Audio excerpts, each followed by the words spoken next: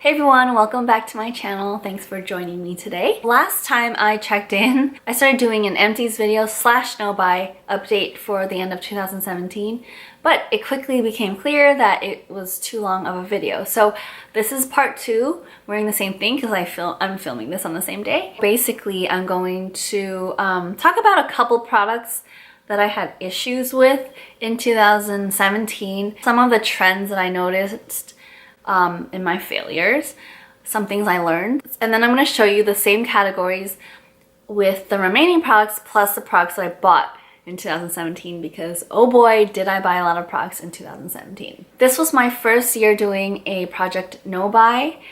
Previously I was doing the project pan, which was like setting aside like 10 to 15 or 20 products that I wanted to finish up within a span of a year. So this was my first experience doing a no buy. I failed miserably. Let me pull up some statistics here. I thought I started out with 100, but then for some reason I was convinced that I only had 99 products.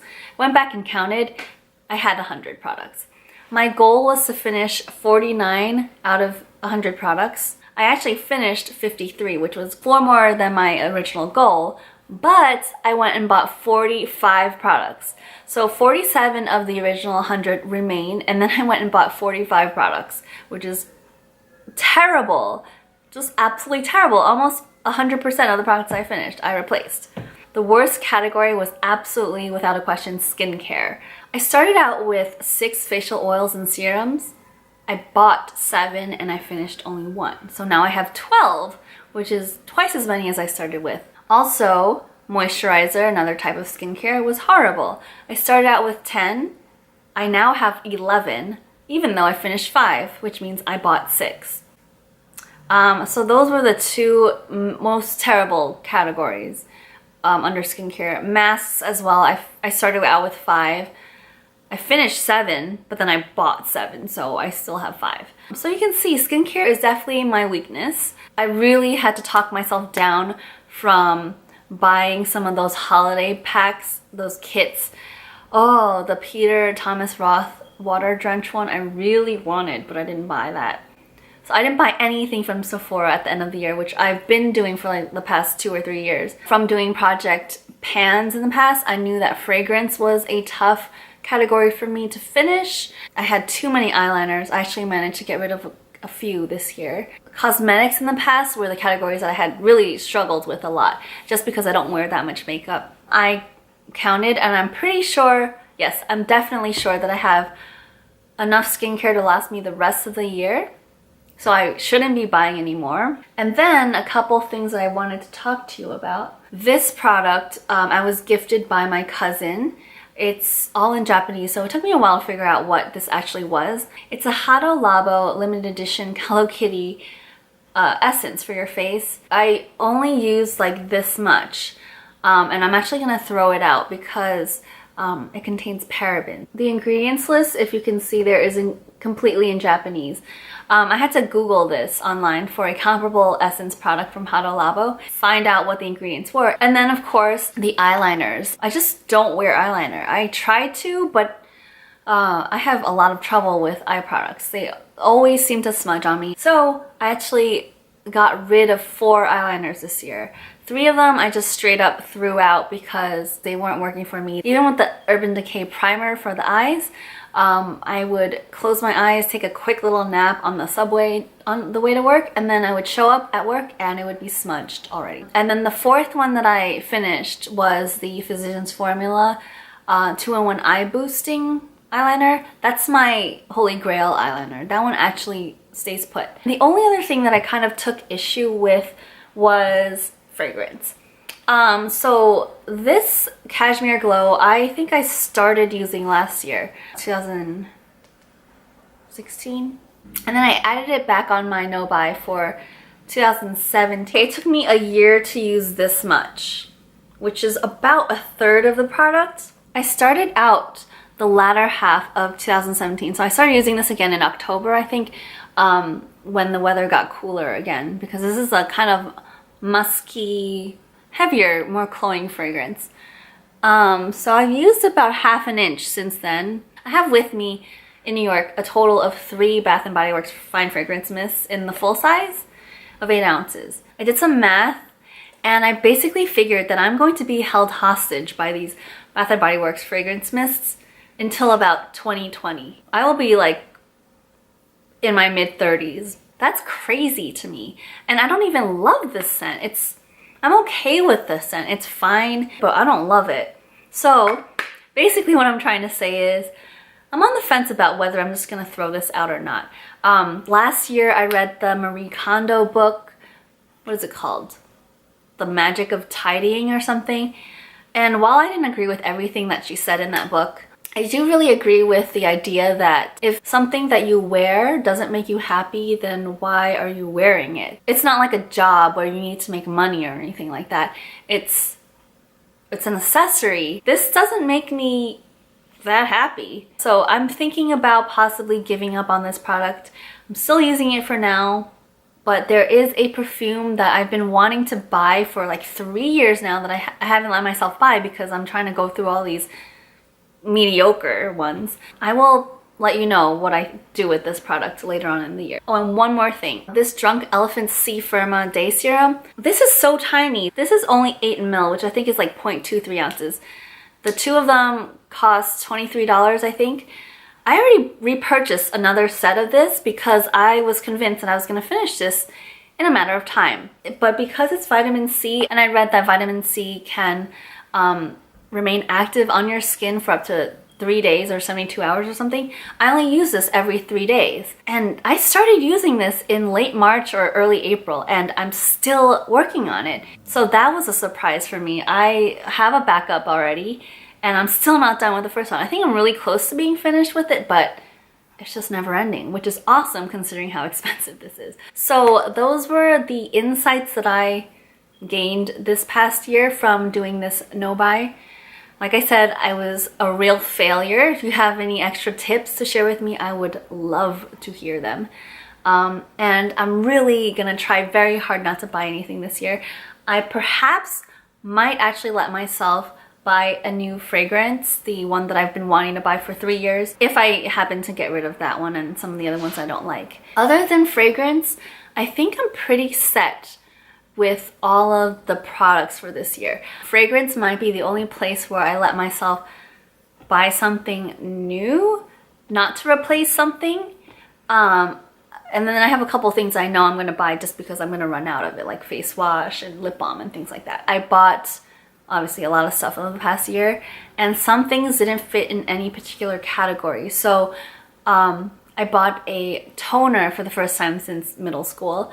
I added that to my facial moisturizer category just because I didn't really know where else to put it. It's not really a face wash, and I kind of use it partially as a facial mist for moisturizing purposes. And then the other thing was I bought 2 highlighters. I bunched highlighters into the blush category. I'm going to insert footage right now of the products that remain from each category, the products that I've added to each category. I'll show you some numbers from products that I finished in each category in the past year.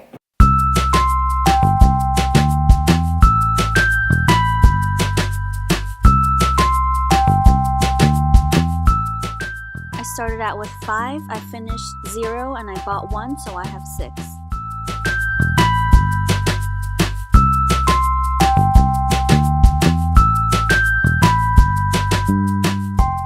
I started out with 3, I finished 0, and I bought 0, so I have 3.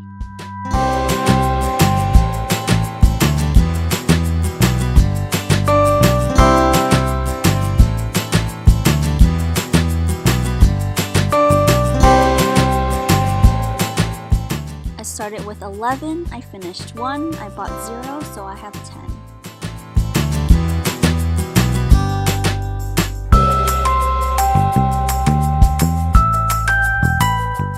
Started with 4, finished 3, and bought 3, so I have 4.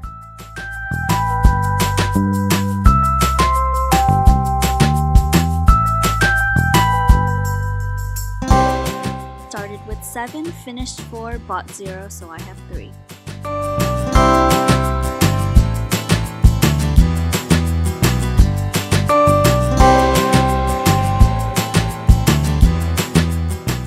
I started with 5, finished 3, bought 3, so I have 5.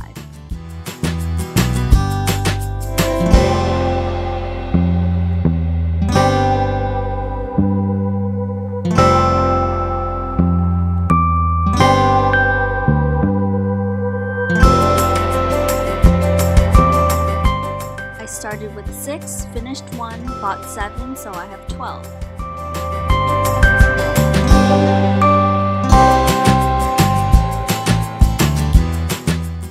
I started with 4, finished 4, bought 2, so I have 2.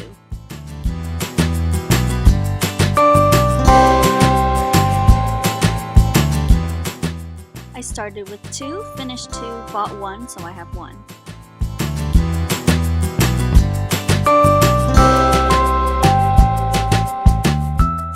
Started with 3, finished 5, bought 3, and now I have 1.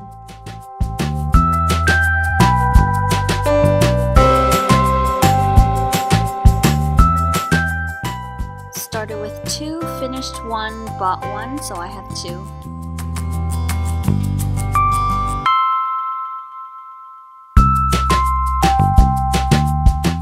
I started with 3, finished 4, bought 3, so I have 2.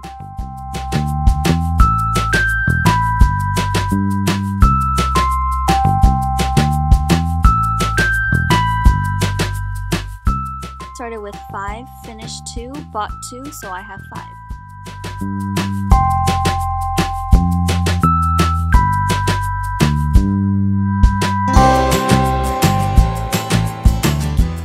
I started with 6, finished 3, bought 1, so I have 4.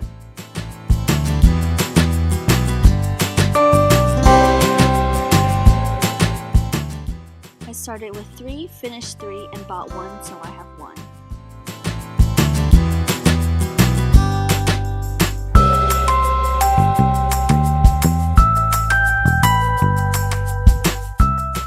I started with 4, finished 3, bought 3, so I have 4.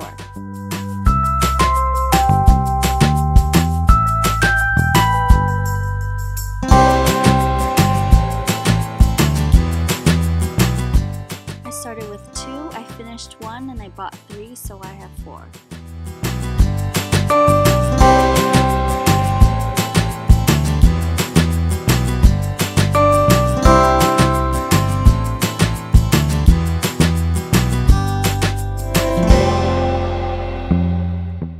I started with 10, I finished 5, I bought 6, and now I have 11.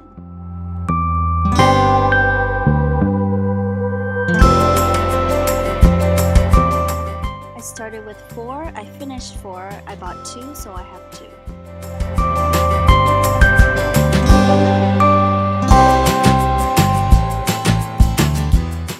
I started with 3, I finished 4, I bought 3, and now I have 2.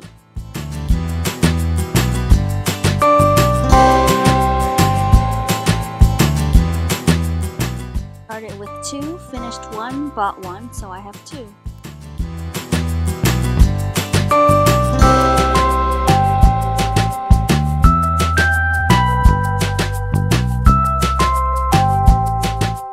I started with 5, I finished 7, I bought 7, so I have 5. I started 2018 out with 91 products, and my goal is to get to 50 by the end of the year.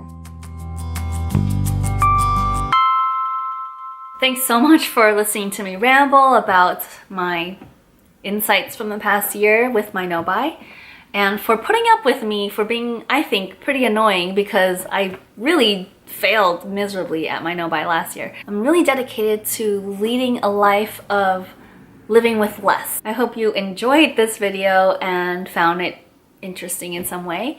Like I said, if you have any tips, please share them with me. If you're doing a no-buy yourself, link the video down below. And I will be checking in, I think in about 2 months, to share some progress. I feel that it will be slow going, but skincare is definitely a category that I can work on. I use it every single day. Thanks so much for watching and for subscribing, and I'll see you guys very soon.